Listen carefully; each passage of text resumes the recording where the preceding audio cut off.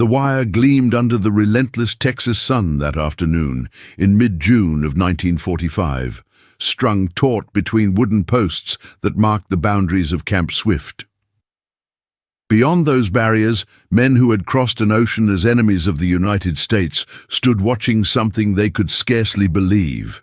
American soldiers moved among enormous cuts of beef, each piece larger than what most of these prisoners had seen in their entire lives, turning the meat over beds of glowing coals that sent hickory-scented smoke curling into the cloudless sky. Children darted past the fence line clutching cones of ice cream that dripped in the heat, glass bottles of cola sweating in their small hands. The German prisoners, men who had been raised on a steady diet of propaganda about American weakness and poverty, found themselves confronting a reality that contradicted everything their leaders had promised them. How could any nation, especially one locked in a global war, treat captured enemies with such casual generosity? The question hung in the air as thick as the barbecue smoke. The confusion began long before that summer day in Texas. It started with words printed in European newspapers during June of '45, headlines that screamed about German women held as prisoners of war in America. The reports sparked curiosity mixed with alarm, painting pictures of scandal and impropriety. But the truth, buried in military records and camp documentation, told a completely different story. The United States had not brought shiploads of German women across the Atlantic. The vast majority of prisoners were men, hardened veterans who had fought under Rommel in the scorching deserts of North Africa, soldiers from Wehrmacht divisions captured when the Axis collapsed in Tunisia. Yet the false story persisted, carrying its own power precisely because it was wrong. The world anticipated seeing barbed wire camps filled with suffering and privation. What actually unfolded on American soil was something far more unsettling to the Nazi worldview, a display of abundance, dignity, and meals that defied everything these soldiers thought they understood about their enemies. The correction of that misconception matters because it reveals something profound about the entire experience. A sensational lie promised spectacle and outrage. The mundane truth offered something more dangerous to totalitarian ideology.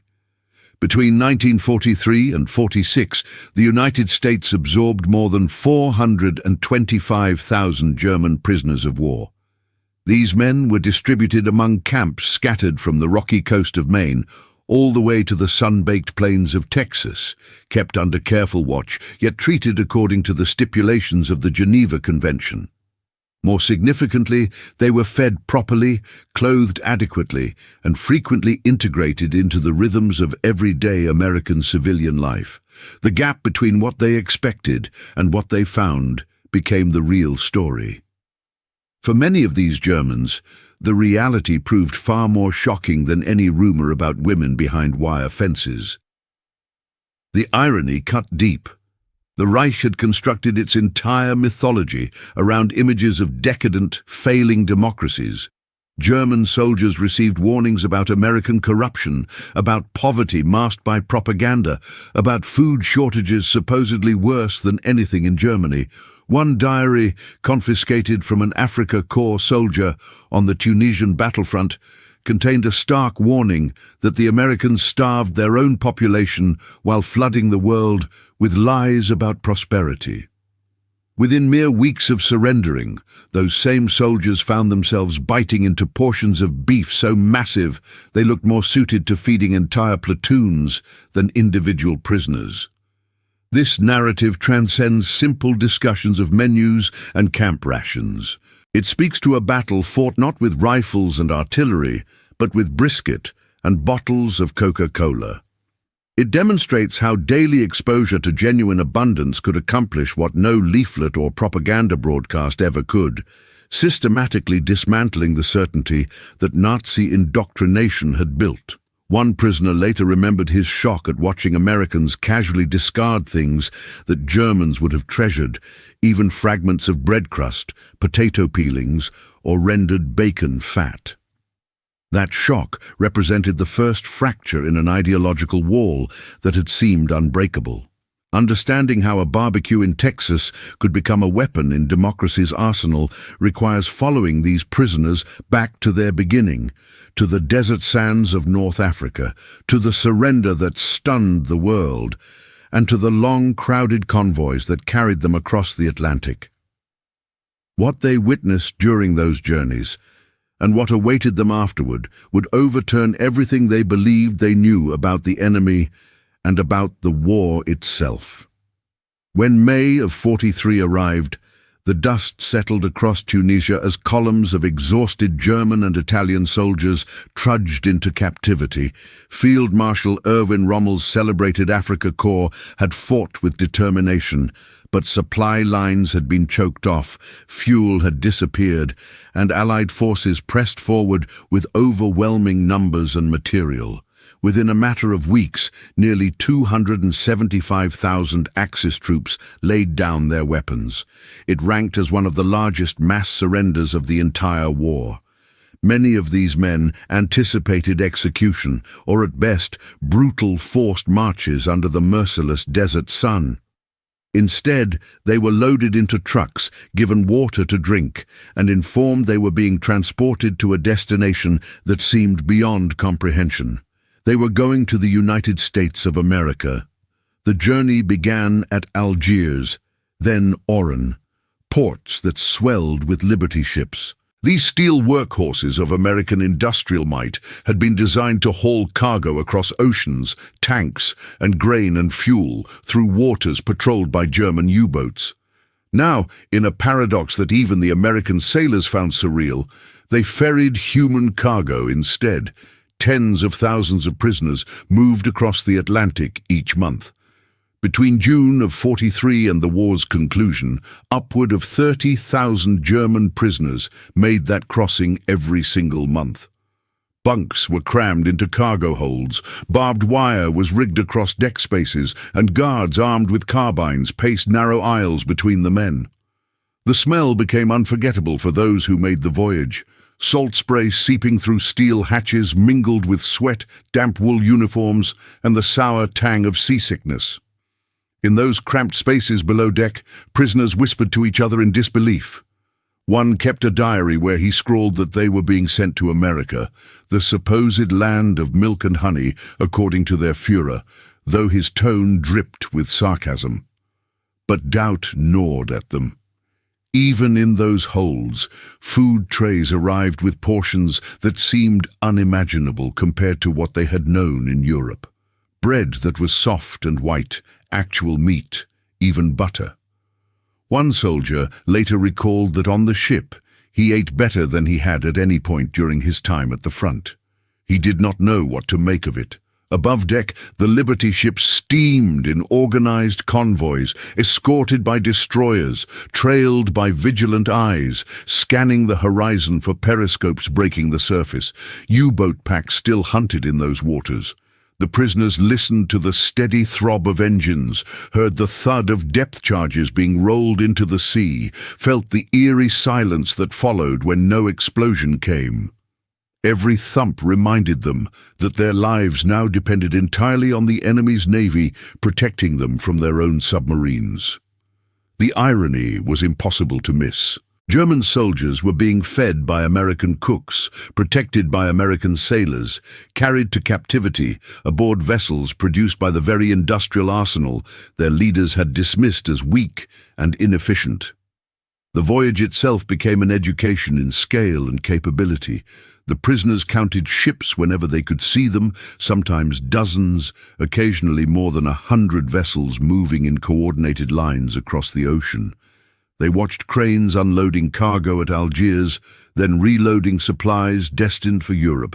Numbers whispered through the decks carried an impossible claim that the Americans were completing one Liberty ship every 3 days. To men from a Reich Being systematically bombed into rubble, it felt like standing inside an endless factory, witnessing a machine that simply could not be stopped, no matter what was thrown against it. Yet in those dim, swaying holds, another paradox began to grow. The guards were not cruel or brutal.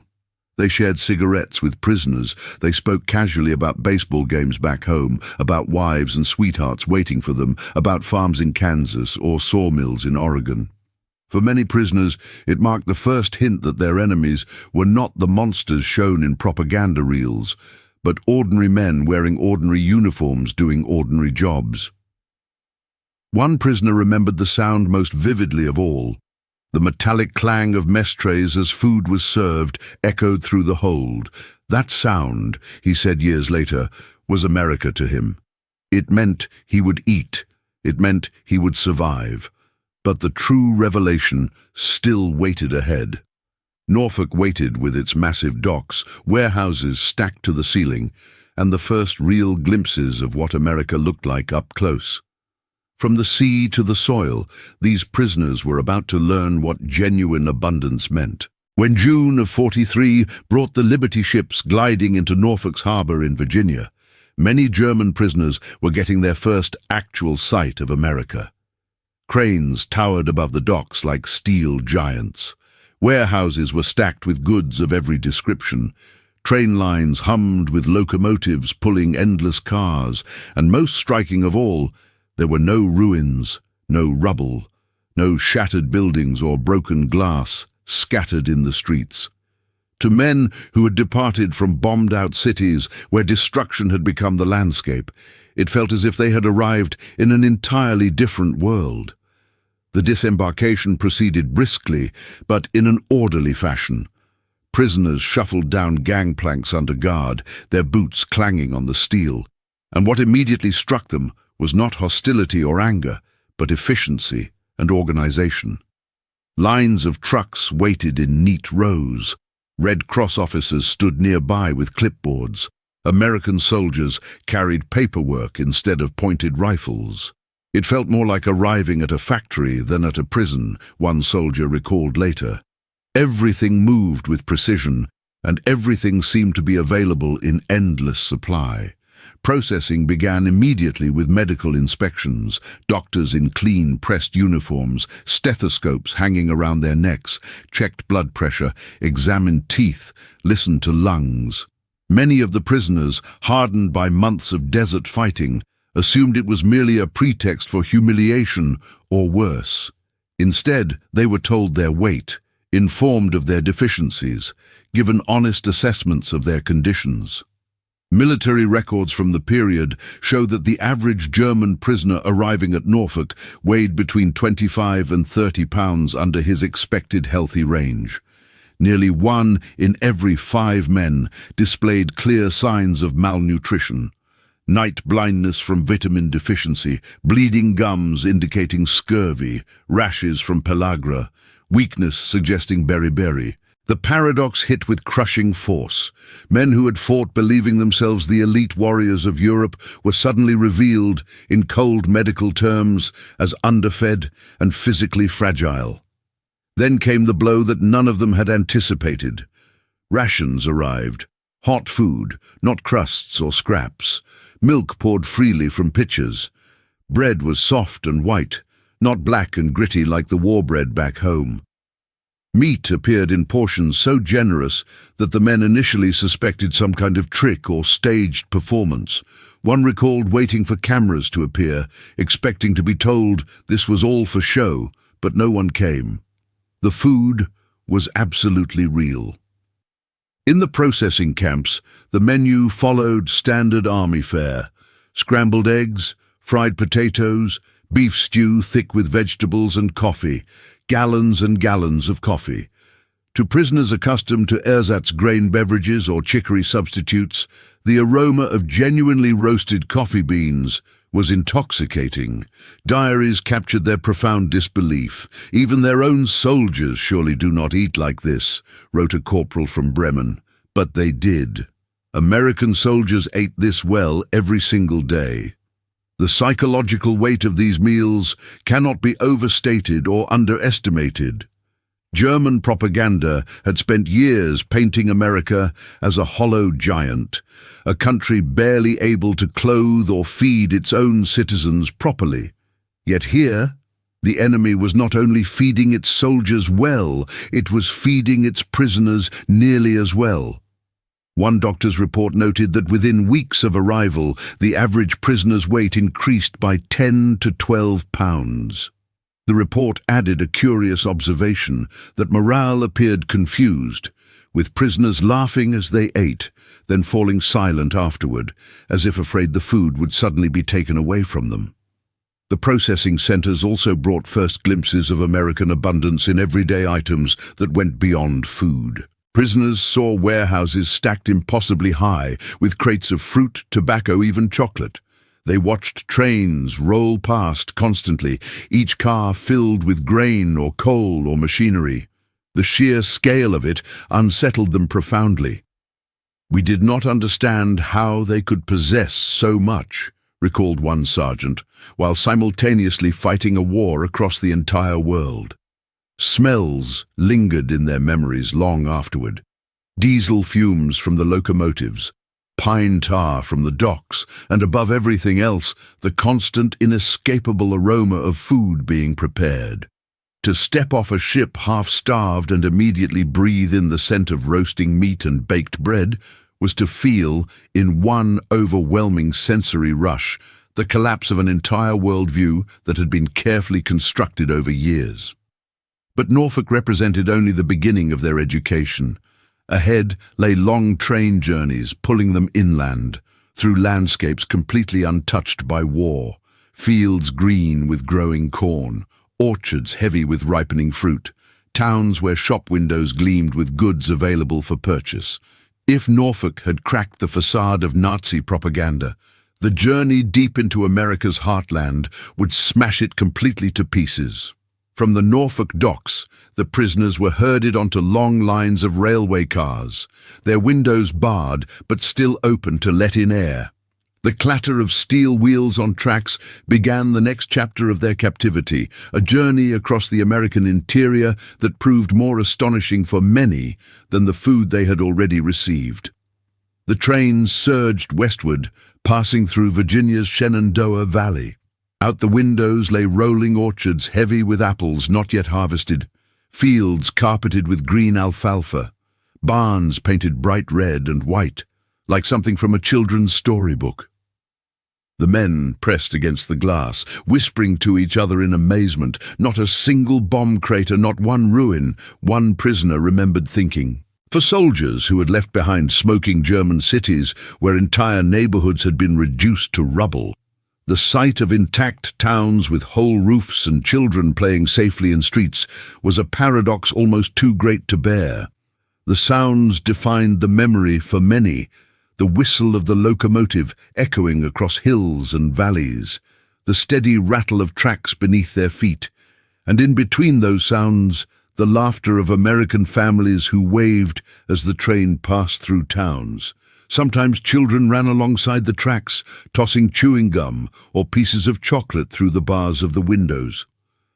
A corporal from Cologne later wrote that he had not seen an actual chocolate bar in years, and a child casually gave him 2 pieces, and he felt ashamed that the enemy's children had so much to spare. As the train rolled deeper into the South, the true scale of America became unmistakably clear. Endless miles of farmland stretched in every direction. Cornfields extended all the way to the horizon. Cattle grazed peacefully behind sturdy fences. Irrigation ditches glistened under the sun. To men who had grown used to ration cards and constant shortages, the abundance proved staggering. The United States was not only feeding its massive army deployed overseas, it was feeding millions of people at home and apparently still had enough surplus to waste. One prisoner muttered to another, "If they can accomplish this, if they can maintain this level of production, how can we possibly ever win this war?" By late summer of '43, many of these trains converged on Texas. There, in the baking heat, construction crews had raced to raise entire cities built from wood and wire. One of the largest was Camp Swift, located near Bastrop, completed in barely 4 months of frantic construction. The camp sprawled across thousands of acres, with seemingly endless rows of barracks, guard towers positioned at intervals, kitchens, workshops, and even a fully equipped hospital. By autumn, it held approximately 5,000 German prisoners within its boundaries.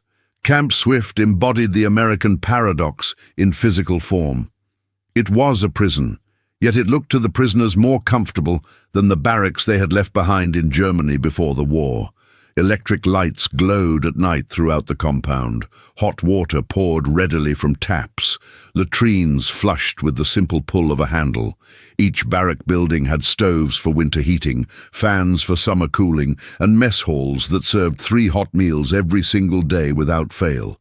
It was as if we had entered a modern world we had been repeatedly told did not exist anywhere outside Germany, said one soldier. The sensory impressions of Texas seared themselves into memory. The air smelled of mesquite smoke and dust. Cicadas droned incessantly in the heat, and evenings glowed with smoke from cook fires drifting lazily across the prairie. At first, the prisoners remained wary, expecting harsh discipline and brutal treatment at any moment. Instead, guards spoke casually to them, sometimes even joking around. They issued uniforms, bedding, soap, and calmly told the men that work assignments would come soon enough. The paradox tightened its grip on their understanding. Here they were as prisoners, yet treated with more dignity and material comfort than they had known as supposedly free men living under the Reich. They were captives behind wire, but they slept on mattresses actually stuffed with cotton and ate portions of food that left them feeling genuinely full. One diary entry recorded the confusion perfectly, stating that they were behind wire, but in their stomachs, America felt more like freedom than captivity. Then came the moment that crystallized all this confusion into a single, unforgettable experience. The invitation to participate in an American ritual completely unlike anything that existed in Germany, the summer barbecue. It was here, gathered around pits filled with hickory smoke and sizzling brisket, that their perception shattered entirely and irrevocably.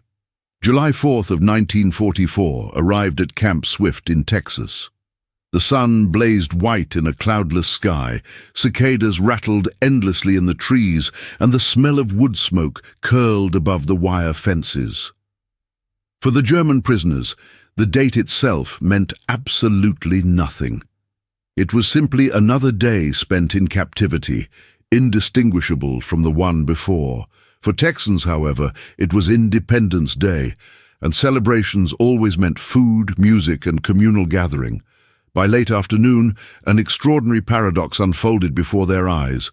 Prisoners were marched out under guard and were about to witness a feast that defied every single lesson that had been drilled into them by the Reich's propaganda machine. Rows of cooking pits lined the open ground, each one dug shallow into the earth. Inside these pits, hickory and mesquite coals glowed brilliant red, sending smoke rising sweet and sharp into the air. On metal grates positioned above the coals, massive slabs of beef brisket, some weighing 12 to 15 pounds each, hissed and dripped fat that sizzled dramatically when it struck the glowing embers below. The air carried complex layers of scent that built upon each other. Black pepper, paprika, garlic, and the dark, rich sweetness of brown sugar rubbed into the meat's surface. For men long accustomed to watery stews and coarse rye bread, the aroma alone proved overwhelming to the senses. A local rancher named Buck Morrison, broad-shouldered and deeply sunburned from years of outdoor work, lifted the lid of a steel smoker and speared a massive cut of meat with a long fork. The bark on the outside was crisp and dark, the smoke ring glowing pink just beneath the crusty surface. He laughed as he displayed it proudly to the watching prisoners. 12 hours, he announced, his voice carrying easily across the gathering, slow and steady. That's exactly how you do it right. The Germans simply stared, some of them shaking their heads in disbelief. No one cooks meat like this for prisoners, one whispered to another. Yet here it was, undeniably real and meant for them. Alongside the brisket came large trays loaded with side dishes. Cornbread crumbling golden and still warm from the oven.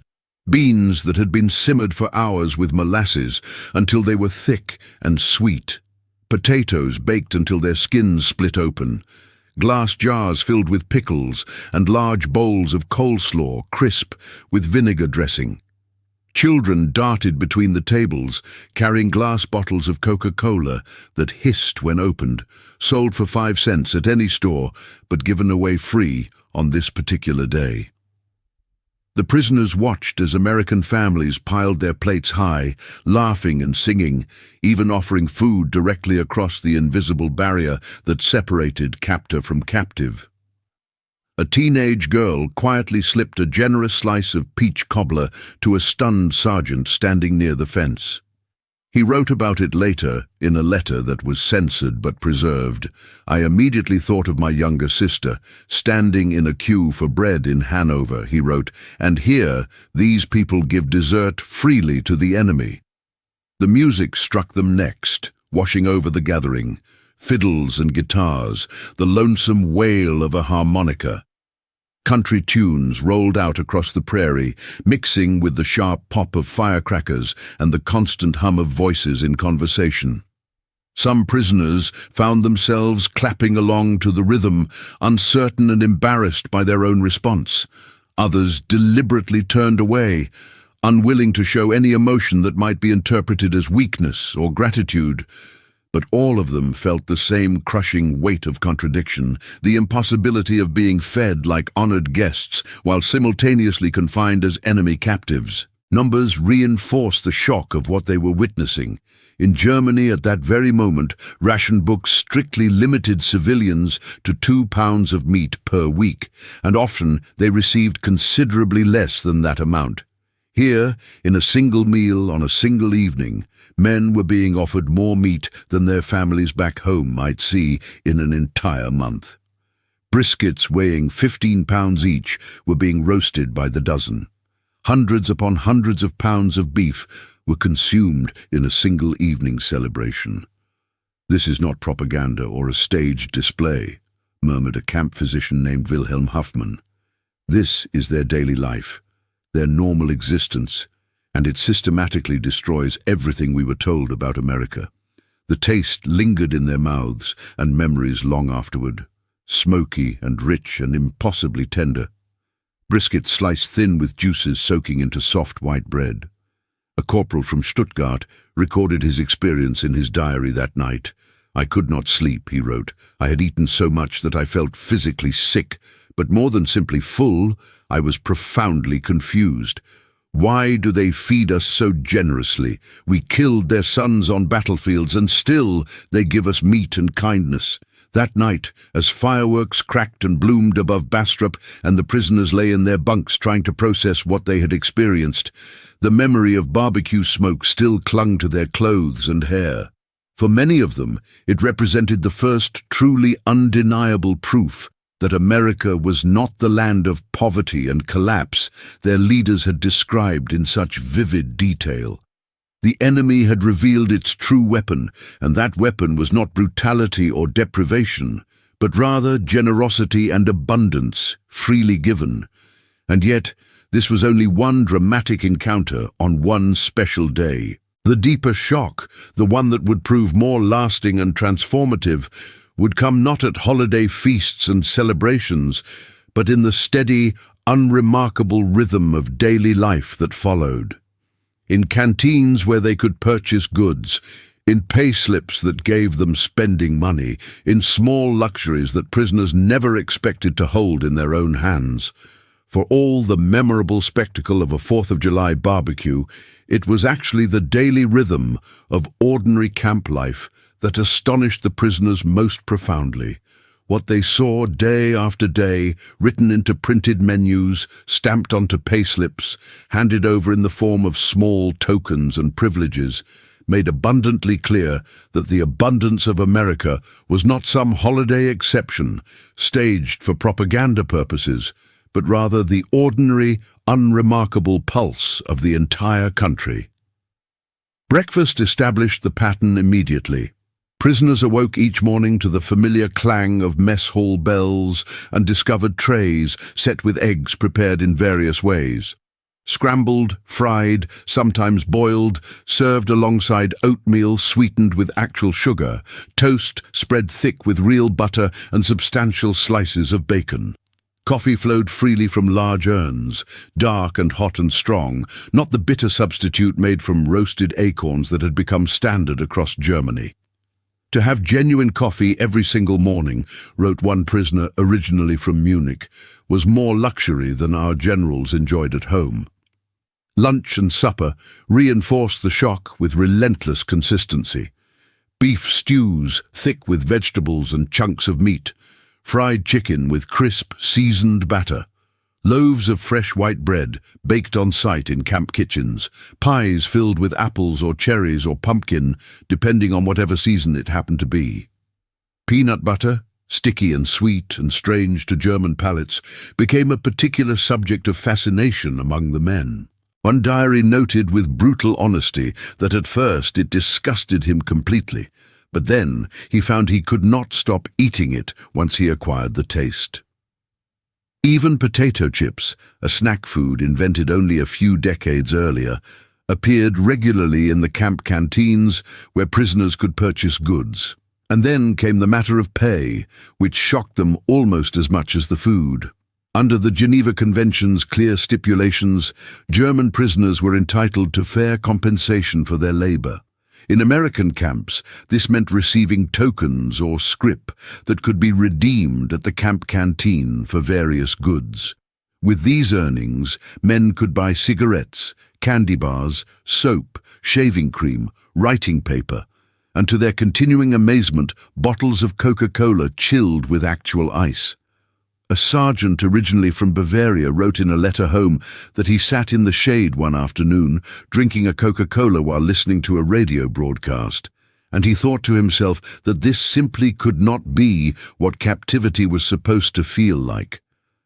The raw numbers shocked them every bit as much as the luxuries themselves. The United States Army allotted prisoners of war nearly the same rations as it provided to its own soldiers, approximately 3,500 calories per day, compared rather starkly to German civilian rations that had dipped below 1,500 calories by late '44. Where German families queued for hours just to purchase a few ounces of butter, prisoners in America spread it thick on white bread without a second thought. The disparity gnawed at their consciences. Guilt mixed with disbelief, envy tangled with gratitude, all of it combining in an uneasy, emotional mixture that kept them awake at night. Even entertainment entered the picture in ways they never anticipated. Camps offered libraries stocked with American novels, German classics, and even works by Goethe available in translation. Film nights screened Hollywood pictures, westerns and comedies, sometimes carefully selected war films that avoided giving offense. Music drifted constantly across the wire. Swing records played on gramophones. Church choirs sang on Sundays. Even visiting bands performed occasionally. Prisoners were allowed to form their own orchestras, perform theatrical plays, or paint elaborate murals on the walls of barracks buildings. For many of them, the luxury that cut most deeply was simply a measure of freedom of movement within the camp boundaries. Yes, barbed wire surrounded them. Yes, guards with rifles patrolled the perimeter at regular intervals. But inside that wire, men could walk freely through fields, tend vegetable gardens they had planted themselves, even play competitive soccer matches before crowds of cheering spectators.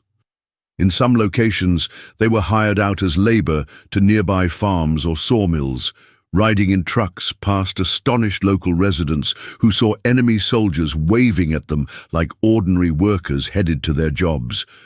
One guard remembered a Texas farmer telling him plainly that those German boys worked harder than the local boys he actually paid wages to.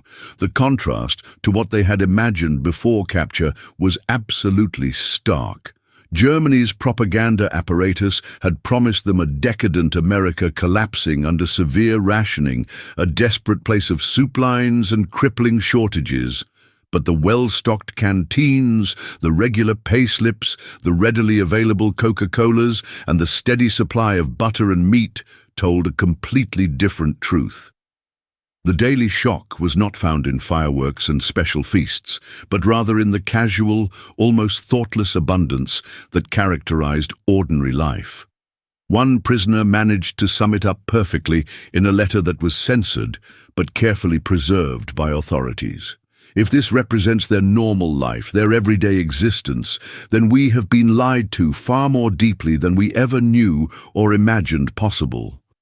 And yet the most startling encounters were still ahead of them, not within the confines of the camps, where reality could perhaps be controlled and staged, but outside those wire fences when prisoners walked American streets under escort but unshackled, and saw with their own eyes the genuine prosperity of ordinary towns going about their ordinary business.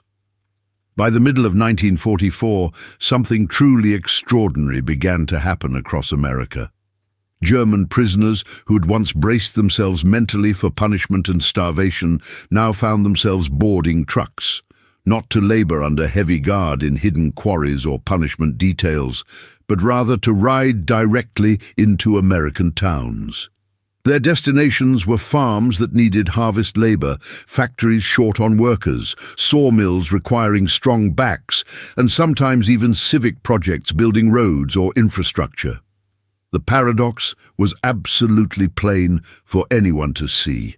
Men who had marched into this war as would-be conquerors were now serving as laborers in the very heartland of the country they had been taught from childhood to despise and underestimate. The sights that greeted them astonished every man who made these journeys.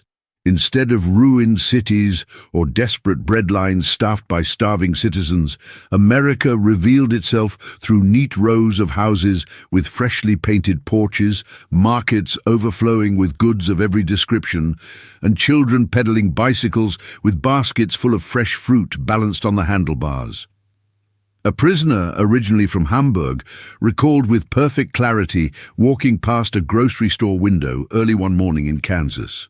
There was more meat hanging in that single shop window, he said, than could be found in all of Hamburg combined in an entire month. I genuinely thought it must be a dream or hallucination. The numbers alone bore out the enormous scale of this labor program. By 1945, more than 200,000 prisoners of war were actively employed as laborers across the United States, contributing an estimated 45 million man-days of work to the American economy during the war years. They picked cotton under the hot sun in Texas fields, harvested wheat across the endless plains of Nebraska, felled towering pines in the forests of Arkansas, and built roads stretching across the Midwest. Payment came not in actual dollars, but rather in canteen coupons that could be exchanged for goods. Yet even these simple coupons represented riches compared to what awaited their families struggling back home in bombed cities. The paradox of perception deepened with every trip outside the wire. These were enemy soldiers who had fought to destroy America, yet they were greeted with civility and sometimes even with genuine kindness from civilians. Farmers invited them to sit under shade trees to drink lemonade during breaks from fieldwork. Church groups brought sandwiches and cookies. In relatively rare cases, they were even offered home-cooked meals at family tables. One woman from Minnesota later recalled the memory clearly. They looked so terribly young and so tired. she said. My mother simply couldn't help herself but give them bread with jam. They thanked her as if she had given them gold instead of simple food. But the shock carried another layer beneath the surface kindness. The prisoners had fully expected hostility from civilians, perhaps stones thrown at them, curses shouted, or angry glares from people who had lost sons and husbands to German bullets. Instead, they encountered Americans who were not starving, not beaten down by deprivation, but rather thriving in ways they had been repeatedly told were impossible under democratic systems. They were driven past cornfields that stretched farther than the eye could see in any direction. Grain elevators rose like towers on the horizon. Freight trains rolled past that seemed to have absolutely no end, car after car after car, loaded with goods. The irony proved cruel in its intensity. While they marveled at this plenty surrounding them, letters from home painted increasingly desperate pictures of want and suffering. Rations in Germany had dropped below 1,200 calories per day for civilians by late 45. Cities lay in utter rubble from relentless bombing campaigns. Winter fuel was desperately scarce. Children fainted in school classrooms from simple hunger. Yet here in America, prisoners rode through prosperous towns where bakeries casually tossed unsold loaves of bread at closing time, where children bought ice cream cones with spare pennies found in their pockets, where backyard barbecues flared up on weekend evenings as if war did not exist. The cumulative effect proved deeply disorienting to men raised on propaganda. We saw no poverty anywhere. No hunger, no despair of any kind, one Bavarian prisoner later admitted in an interview. What we saw instead was a land that lived as if the war did not touch it at all. It was precisely then that I realized with complete certainty that everything we had been told our entire lives was simply a lie. Still, suspicion lingered stubbornly in some minds. A few prisoners whispered among themselves that it must all be an elaborate show, that perhaps the Americans had carefully staged this abundance specifically for their eyes, that beyond the routes they traveled lay hidden poverty. But each trip outside the camp boundaries confirmed exactly the same reality without variation. Markets remained full of goods, factories continued operating at full capacity, towns stood completely untouched by any bombing, families lived their lives without evident fear or deprivation. Even the smell of the air itself told the story. The scent of gasoline at filling stations, grilled meat wafting from backyards, fresh bread emerging from bakeries. These were smells that told of a life that simply could not be faked or staged on such a massive, consistent scale. The shock of those excursions beyond the wire proved greater and more lasting than any feast or barbecue celebration could ever be. Behind barbed wire, one might reasonably suspect illusion or propaganda. On American streets, watching ordinary life unfold, one simply could not deny the overwhelming truth. The abundance was not propaganda or performance. It represented the ordinary, unremarkable rhythm of daily life for millions of people. And yet, as the war ground inexorably toward its conclusion and Germany itself lay increasingly in absolute ruins, the prisoners understood with growing certainty that their extended stay in this land of plenty could not last forever. Soon enough, they would be loaded onto ships once more, carried back across the Atlantic, returned to a shattered homeland, to cities barely functioning, to families who could scarcely imagine or comprehend what their sons and husbands had witnessed during their strange captivity. By late 1945, the Great Reversal finally began in earnest. Trains rumbled once more across America, but this time carrying not men arriving fresh from distant battlefronts, but rather prisoners being assembled and prepared for the journey home. From collection points, they were transported to ports, where convoys of Liberty ships waited to ferry them back across the Atlantic Ocean. Only this time, there existed no mystery whatsoever about what awaited them on the other side of that voyage. Germany was decidedly not the land of plenty that propaganda had described for so many years. It was instead a wasteland of bombed cities, hollowed factories standing empty, and ration cards that promised more food than could possibly be delivered. The contrast between their departure from America and their arrival back in Germany proved absolutely heartbreaking for most men. In America, a prisoner might have eaten 3 eggs for his breakfast, washed down with coffee and a full glass of fresh milk. In Hamburg or Cologne, his family considered themselves fortunate to share 1 single egg among 4 hungry mouths. In the camp, he had purchased Coca-Cola and chocolate bars with his canteen script whenever he wished. At home, his children waited in long lines for turnips or watery soup made from whatever could be found. It was like falling directly from heaven into hell, one prisoner recalled, upon first stepping back onto German soil and seeing the devastation. Statistics bore out their despair with brutal clarity.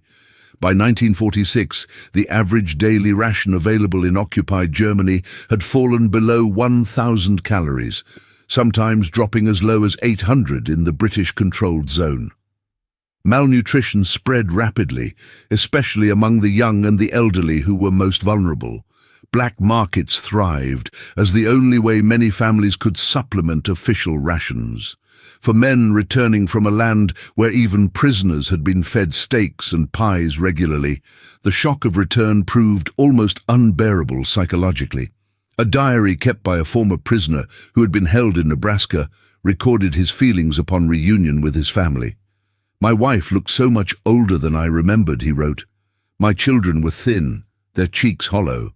I could not find words to explain to them that while in prison, I had eaten better and more regularly than they did in what was supposed to be freedom.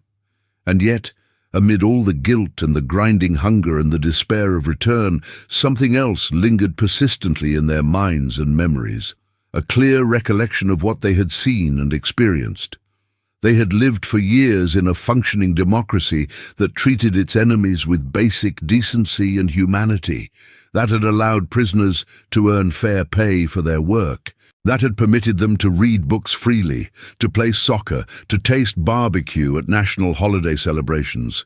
They had seen with their own eyes supermarkets overflowing with goods. They had witnessed farms operating efficiently without shortages. They had observed ordinary civilians living their lives without constant fear of bombers overhead or secret police at the door. The paradox crystallized completely in their minds now. They had come to America as conquerors in their own minds, believing themselves to be masters of a decadent, crumbling nation that would collapse easily. They departed, humbled and transformed, utterly convinced that America's greatest weapon in the war had not been its tanks or planes or bombs, but rather its abundance, its ease of life, its ordinary prosperity that seemed almost magical to men from a totalitarian state. One veteran managed to sum up the entire experience perfectly in an interview conducted decades later. "We were defeated twice," he said simply. "First by their armies on the battlefield, which was expected, then by their entire way of life, which we never saw coming." Some of these men carried this profound lesson directly into the work of rebuilding Germany from its ruins. Former prisoners returned home with a completely new respect for democracy, for fairness in governance, for the genuine possibilities that peace could offer. Historians examining the post-war period have noted repeatedly how the prisoner of war experience became a quiet but remarkably real influence in the process of German reconciliation with the West. They saw a possible future, one scholar wrote in analysis, because during their time in America, even as captives behind wire, they had actually lived inside that future and experienced it firsthand. The story of German prisoners of war held in America during the Second World War is not ultimately a story of cruelty or intentional deprivation, but rather one of sustained paradox. Enemy soldiers arrived expecting chains and punishment, and instead found Coca-Cola and kindness. They anticipated rations of crusts and scraps, and discovered barbecue feasts that seemed impossible. They expected propaganda and carefully staged deception, and found instead daily truth written plainly in calorie counts, in payslips, in overflowing markets that could not possibly be faked. In the end, after the war concluded and years passed, the barbed wire rusted away completely. The camps were dismantled and emptied, the men returned to their lives, but the memory endured in ways both personal and historical. And with it came a lesson that echoed across the decades that followed. America's true might lay not only in its bombs or its factories or its military, but equally in its ability to show an enemy a fundamentally different kind of power. The power of genuine plenty, freely shared. The power of freedom exercised daily. The power of ordinary life lived without fear or want. When everything else was stripped away and examined carefully, America's greatest weapon in that conflict had not been its capacity for destruction, but rather its seemingly endless capacity for abundance, generosity, and the quiet dignity of treating even enemies as human beings deserving of basic decency and adequate food.